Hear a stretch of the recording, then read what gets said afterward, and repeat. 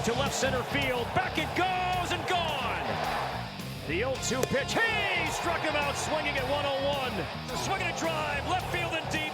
Back it goes and gone. And the Twins walk it off again.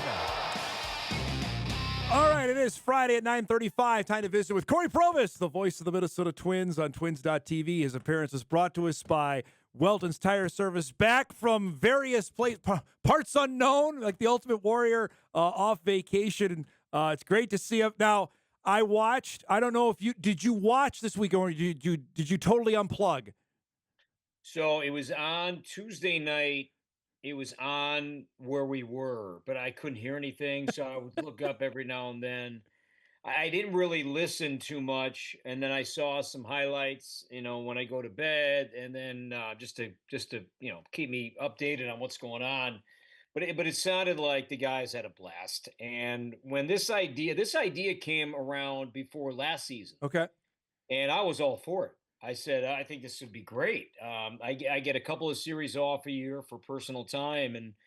And when we talked about, when I'm away, I think this is a great idea. I think they'd have a lot of fun. I think if you have the right guys in there, it'll work great. And I think the collection that we had in the booth the last few days was special.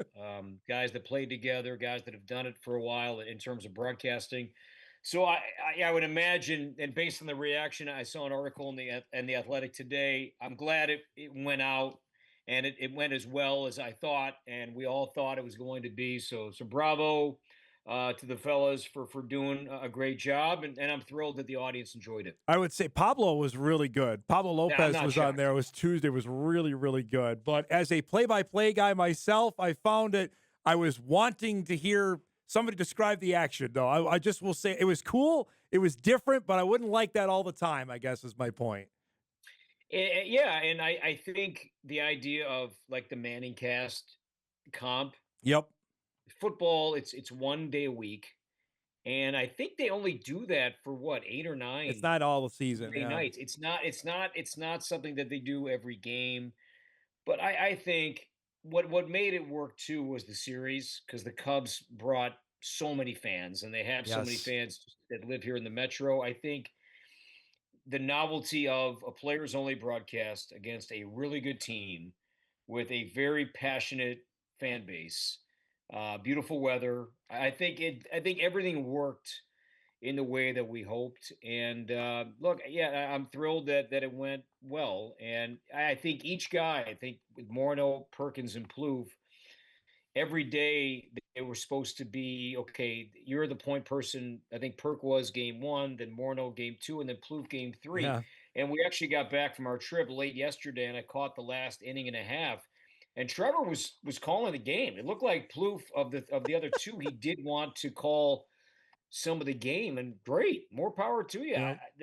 They asked me about it. What should I do? I said, listen, I want you guys to be yourself and have fun and be unique and take some chances and throw some darts. Some are going to land, some are going to miss, and see what happens. They did some cool stuff. Like Perkins was out interviewing Griffin Jacks in the bullpen during the game, which was really neat. They got some video of you in a batting cage as well that we got from the from the broadcast. Can you describe this that they end up showing during the broadcast this week? Yeah, so I was so where we went, we just got away, and we always have a dad's day on our trip, and all the moms, they're in the spa, and the dads are like, all right, let's go have some fun. So Nice. the dads do all the go-karting and the VR and you name it. And so batting cages, you name it, all that stuff. Waterworks, the whole water balloon thing. So Dad's Day was Tuesday. So we did some batting cages, and my son hit for a little bit. Then I'm like, you know what? I want to go hit. And looking good, man. The swing looks good. Well, come on. So what I said was I had my friend Jimmy take video of this, because I thought, all right, this could be kind of fun. So the cage I went to was baseball slow. But what I told the fellas when I texted them, I said, I don't know what the speed said. It just said Duran. And I went in. And so I took some swings. Fantastic. And the next day, man, my forearms were pretty sore. I have not been in a batting cage Dom. I can't take 20 years. Yeah. So it had been a while, but I had fun, and I sent it to the guys, and yeah, I'm sure they had some fun with that. No, that was not the best piece of video. No offense, because they found when Trevor Plouffe basically airmailed in Oakland over the Yeah. pitch over the bullpen mound, and the fact that he was the ball boy and was wearing the oversized helmet. That was awesome television. That was really good. So I read that in the story today. I didn't know it happened at the time, and then I saw the video that was connected to Dan Hayes' story, and man, that was funny. And well, I love Perk's reaction to it, that it was not something that the video that they saw beforehand, that they could react live.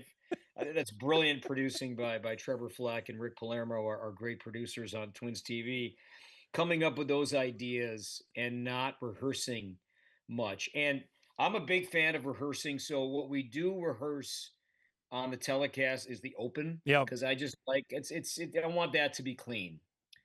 But when I moved over to TV, something that I thought worked with Danny and I in radio is that we didn't prepare anything. It was all going to be organic and just see where it goes. And I wanted to keep most of that going into television. So outside of the open, we don't really rehearse much, because I want things to happen spontaneously when things like that pop Yeah. up. And I'm glad that that's what took place the last few days, is showing these video clips of these guys without any of the players seeing them beforehand. I thought was a genius idea. You remember that play with Plouffe in Oakland of him tripping over the mound there? What year was that? Oh God. Because it was that. I mean, I don't. I mean, Yeah. if Trevor played a lot of third base in 2012, so that would have been my first year. But Yeah. I don't remember that. I don't So either. I have to go back and look at the year. But man, was that something? But that fall was epic, Really man. good. Really, really, Really, really he good. really fell on that mound. As he said, That was pretty good he does tumble. not apologize for all out effort, is what he Oh, said, which that was was great. fantastic. All right, we actually have to talk about on the field stuff, but that was really, and I know other broadcasts have done it. SNY has done it. The Mets with Gary Cohen hasn't been there. They've had either Ron Darling or Keith Hernandez. They've done some in the stands. I was interested. I never asked you that. Would you do that? Like do a broadcast like out in the stands for a game? Yeah, I would love to. Danny and I did that on radio. We had a sponsor one year, that their part of their paid deal was that we moved around the ballpark. That's awesome. So there was a year where we did the broadcast from like three different spots. We did it from the Champions Club, but then we did it from, I think, the porch and right, maybe one other spot. Maybe, oh yeah, then we did it from Jim Polad's suite Oh wow. one night, and he joined us on the air for an inning. Then Dave St. Peter came by for an inning, so we watched it from like the owner's suite and see how this is going to play out, and gauge his reactions when things go good or they go poorly. So I'd be all for that. I think right field. I think Yeah. In that Winnebago pontoon boat. I think that'd be fun to kind of set up there and call the game from right field. I'd be all for that. You got a heck of a game to come back to tonight with each team moving up their starters. It's Joe Ryan and Paul Skenes tonight, Corey. This is, I don't know if I was anticipating one of the best pitching matchups all year to be at Target Field, but we got that tonight. I'm glad you led with that, because it brought me back to like my childhood, where there would be certain matchups at Wrigley. I'd be Maddox against Hershiser, Yeah. or there would be a pitching matchup that would sell me on, hey, I want to go. And man, this is one of those tonight. This is awesome. I can't think of the last time where there's been outside the playoffs, where there's been dueling aces, and especially a unicorn like Paul Skenes, who Yeah. comes to the Target Field once every 2 Right. years. This is pretty sweet tonight. I'm pretty amped up for this tonight, and the crowd's going to be great. Nelly's doing the show post game anyway, so you're going to have a lot of things that I think working towards an electric atmosphere at the ballpark tonight. But man, I've never seen Skenes pitch before in person, so I'm looking forward to this one tonight. 4-7, but his ERA is under 2. He's not getting any run support. That just tells you how dominant he's been with an ERA under 2. And it tells you too about how the game has changed, and I think it's changed for the better in this regard. That wins used to define Yeah. the Cy Young, right? That used to be your immediate go-to. Who should be the Cy Young winner? Well, the guy that's won 20 games. Then that changed about a decade ago when Felix Hernandez won with 13 That's right. wins. Yep. I forgot the year, Dom. It might have been around 2013, 2014, around that time where Felix Hernandez, I think he went 13 and 11, 13 and 12. And he was the first one to, I think, really, he's pitched really well. He hasn't won a lot, but look at the other numbers. And, I'm with Perk this weekend too. And I think he's a great partner to have when we get into this conversation because he'll have great intel into how you define a pitcher's success or lack thereof. And yeah, Paul Skenes getting no run support. His ERA is under 2. He's got 4 wins. But yeah, this is going to be great here tonight. I am amped up for this pitching matchup here at Target Field. Joe Ryan goes tonight, and we found out earlier this week that he's going to go to the All-Star game as well. And I was wondering this, and I'll ask you. You're around it. You're in it. With Ryan going tonight and Skenes, what is the opportunity or potential that either pitch an inning or more come Tuesday in the All-Star game? I think this was done for that reason. Okay. I think they originally were lined up to go tomorrow. Right. And I know that I know that Sunday, if you throw on Sunday, you're out for the All-Star game. I believe Saturday, though, it's more of a soft rule. I could be wrong. I know Sunday is definitely a no-go, but Saturday might be okay. Yeah, we don't want it, but yeah, it's fine. This, I think, allows Skenes to start the game if the National League, if Dave Roberts goes that route. And then Joe Ryan, sure, he can pitch an inning. He can certainly pitch an inning on Tuesday because his normal day would then be Wednesday. So he would throw a bullpen Monday, essentially, before a Wednesday start. So yeah, this to me, I think would have no bearing on him throwing an inning on Tuesday. Okay. And then would let him line up. I think Rocco, he won't pitch him Friday. But maybe Sunday then, maybe he goes game 3 in Colorado, or do they want to push him back to Monday to get him, ready in LA? It'll give Rocco some more flexibility, but yeah, I don't think Ryan will go. I'd be surprised if he goes 2 innings. Yeah. I think 1 inning is probably what Joe Ryan is looking forward to on Tuesday. And I saw an interview with Ryan. He was on with the guys the other night. Joe has horrible numbers in Atlanta. I mean, he gives up bombs there. So he said, a goal for him is to be like, hey, what a concept to go to Atlanta and actually throw a clean inning. That'd be nice because it doesn't really happen too often to be down there. Let's break. Much more. We come back with Cory. Obviously, we'll ask about Byron Buxton, his status after he got hit on Wednesday, and looking forward to the All-Star game in the second half of the season. Wrap up our first hour of Hot Mic right after this. Welcome back, everybody. A smoky night here in North Dakota. The Canadian wildfires coming in. Supposed to be a beautiful day. Get rid of the humidity. Back with Cory Provus to wrap up our first hour. His appearance is brought to us by Welton's Tire Service. We got Twins and Pirates coming up tonight with Joe Ryan and Paul Skenes. Everyone wants to know, Cory, I don't know if you have the answer on Byron Buxton's status. We saw him take another one up high on Wednesday night. Of course, this is just after he got named to the Home Run Derby. He's going to be an all-star. He didn't play yesterday. What's the sense of maybe him playing at all this weekend? I mean, I was listening to Chris and Danny on the way home yesterday, and they made it seem like Buck should be back in the lineup tonight. Yep. And I think that adds to it. The Ryan Skenes matchup. You want O'Neill Cruz in center field, great athlete. Byron Buxton in center field, incredible athlete. I think that adds to the whole matchup is that if you have, these stars out there at the same time. So based on what, again, I was away, but based on what I heard from Chris and Danny yesterday, they were pretty optimistic that Buck should be okay for tonight. How big a deal is this? You've known him forever, of him being A, an all-star, and B, in the Home Run Derby in his home state of Georgia next week. It kind of gave me some satisfaction when we first brought up the idea. It was in Cincinnati on the air because Buck was on this home run barrage, and Morneau was working radio, and I was with Hawk on TV.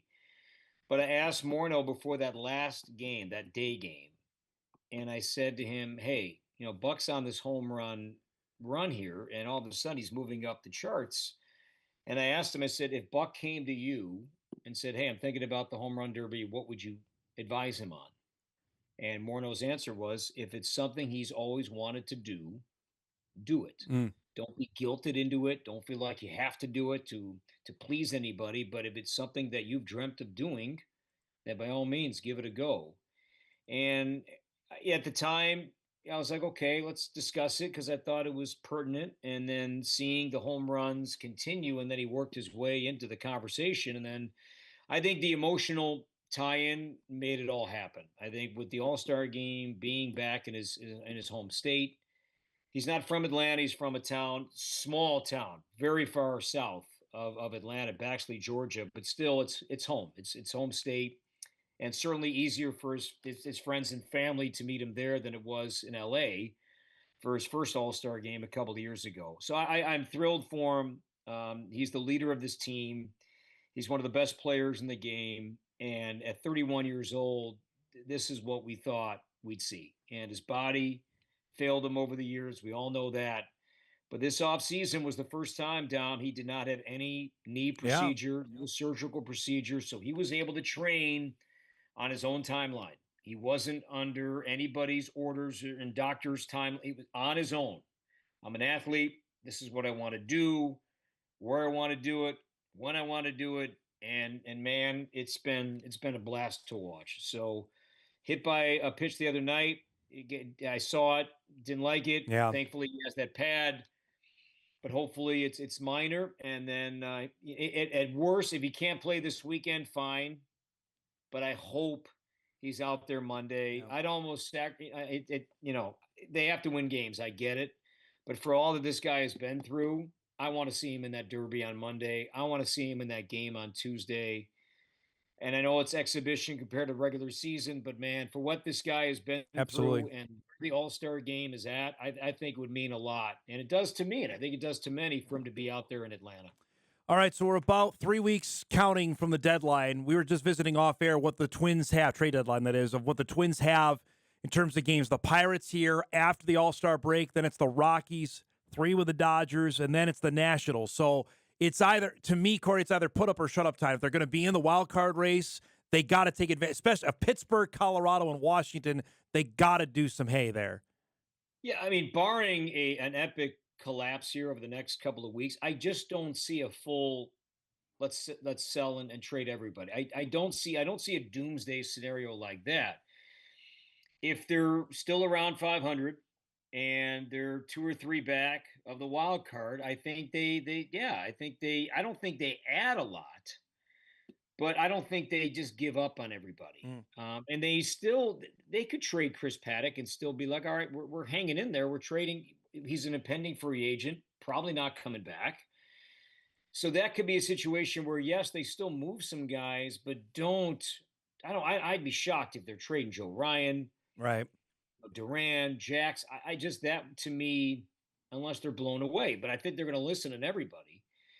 But yeah, Willie Castro would be different though. If they trade Willie, then they were blown away by something. Yep. Or they're like, okay, we're giving up our most versatile asset here, but we still believe we can hang in there. I mean, they have to be realistic. The division is not happening. I mean, they're almost 14 back, whatever it is now, of the Tigers. That's not going to happen. It's wild card or nothing here right now. But with some wild card teams in recent years getting in and advancing pretty far, and in some situations winning the whole thing, there is some motivation to be like, hey, just get in and see what happens. And that's why, barring an epic collapse, I'd be stunned if it's full sell and get rid of everybody. But they still may move some pieces while thinking that, hey, we moved a guy or two, but believe we're still a playoff team. Great to have you back. Looking forward to the game. This one will be, I think, well viewed tonight with what's at stake. Have a great call, and we'll see you next week in Colorado, okay? Sounds good, Dom. Thanks, buddy. There he goes. Cory Provus, voice of the Minnesota Twins on MinnesotaTwins.tv. Big one tonight. It's Joe Ryan against Paul Skenes, 7 o'clock. They're going to be wearing those City Connect jerseys. But should be a dynamite matchup, and look forward to that coming up later tonight. We'll break. We come back. We'll start our second hour. West Oaks Walker Broughton will join us on one last basketball game and how Bison summer workouts are going. He's now a college football player. That's coming up when Hour 2 begins after this.